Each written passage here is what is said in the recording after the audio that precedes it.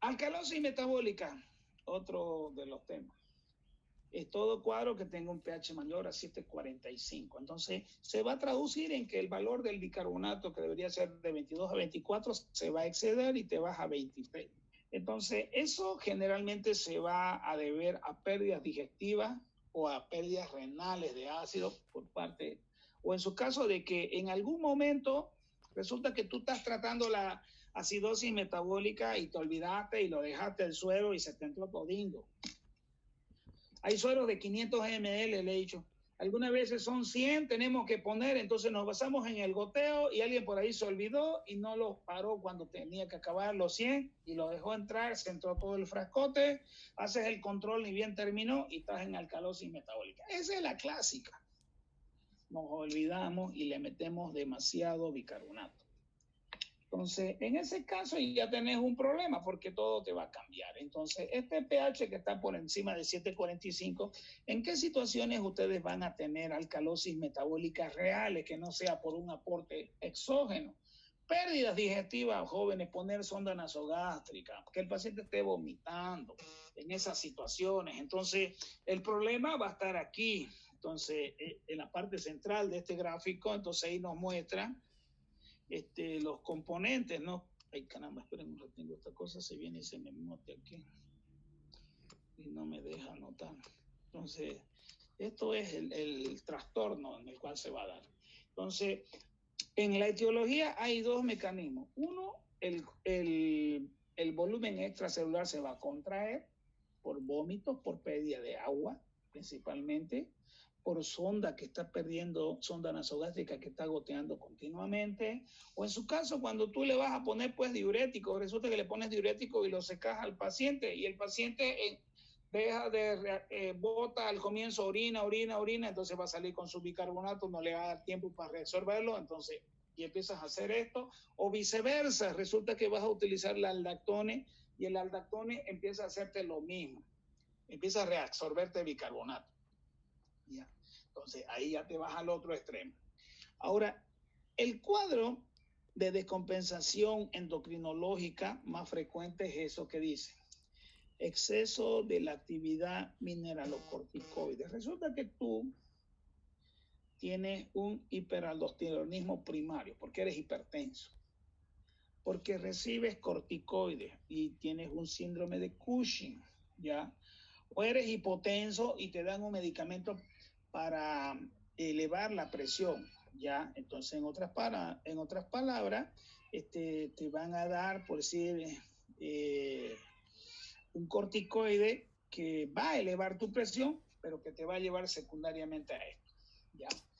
La otra causa, la tercera, era lo que decíamos, aporte exógeno de álcalis. ¿Quiénes hemos visto que alguna vez hizo una alcalosis metabólica? Los que coquean. Resulta que ponen coca y están chupando todo el rato el líquido, el jugo que mascan en la boca. ¿Y qué es lo que se echan para estimular la saliva? Se echan bicarbonato. Entonces, hay personas que exageran y prácticamente se tiran medio kilo pues en cada boleada todas las noches. Entonces se van al otro extremo que es la alcalosis. Hay otra alcalosis poshipercápnica, hay el hipoparatiroidismo secundario, ¿ya? Hay gente, por decir, que hace lo que se llama el síndrome de leche álcali. Resulta que ¿cuántos litros de leche deberías tomar vos diariamente? Bueno, pues según el estudio Harvard, dice que la leche de vaca no sirve para el ser humano. Entonces, deberíamos dejarla para el becerro. Ese artículo, bueno, tuvo cierta resistencia por la industria lechera, no se enojaron, inclusive creo que lo demandaron a los dueños del artículo, porque ellos demostraron marcando la leche que probablemente no se absorbía, esa era la conclusión. Entonces hay gente que toma mucha leche, pues, a ver, está bien que tomes 1 litro por día, dice que es el promedio que todo ser humano, pero hay algunos que exageran 2, 3, 4 litros de leche, en vez de tomar 2 litros de agua, toman leche, entonces se van al otro extremo, esos casos, ¿ya? Entonces, clínicamente el paciente va a tener pues los signos de deshidratación porque el volumen extracelular es el que vas a perder. El líquido, el agua se sale, entonces se concentra todo y empieza con eso, astenia, calambres, mareo, disminución de la turgencia de la piel, hipotensión ortostática, Poliuria, polidixia, debilidad muscular, espasmos, ilios son los componentes habituales. Entonces, puede haber hipocalcemia, ¿ya? Entonces, en la alcalosis metabólica siempre se van a fijar el comportamiento del calcio y el comportamiento del potasio. Puede haber irritabilidad con excitación neuromuscular, ¿ya?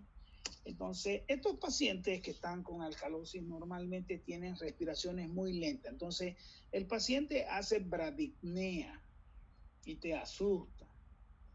Nosotros hemos manejado unos 3 casos, así, pero ha sido o sea, de esos que no le hemos metido suero, ¿no? De aquellos que llegaban así por consulta, por coquear. Y honestamente, lo llamativo eran su frecuencia respiratoria, 10, así. Parecieran que van a hacer paradas respiratorias. Entonces, estos sujetos van con potasio bajo y con calcio bajo. Entonces, potasio bajo más calcio bajo es una mala asociación. Alcalosis metabólica con hipopotasemia, con hipocalcemia, arritmia cantada. Entonces, hay que restituir los 3 paralelamente.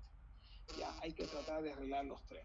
Entonces, laboratorialmente se hace lo mismo, ¿no? Se pide todo: hemograma, glicemia, urea, creatinina, un ionograma, una gasometría arterial, puedes pedir orina, puedes pedir una radiografía de tórax, un electrocardiograma por la posibilidad de la arritmia, y la gasometría, pues, el elemento que se va a encargar de permitirte el diagnóstico, ¿ya?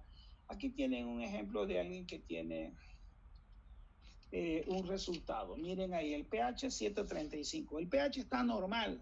El pH de un sujeto normal es de 735 a 745. Fíjense el comportamiento del bicarbonato. Un bicarbonato elevado de 29.3, ya. Y aquí viene la cosa, ¿no? En compensación, ¿qué tiene que pasar? La presión del CO2 tiene que aumentar. Entonces, tienes un pH, ya. ¿Cómo tienes el pH en este caso? Si estamos hablando de alcalosis. Elevado. Entonces, tiene que, claro, estamos un pH alto, ya. La presión del CO2, ¿cómo tiene que estar? Tiene que estar alto, y en compensación el bicarbonato, mejor dicho, también tiene que estar alto, ya.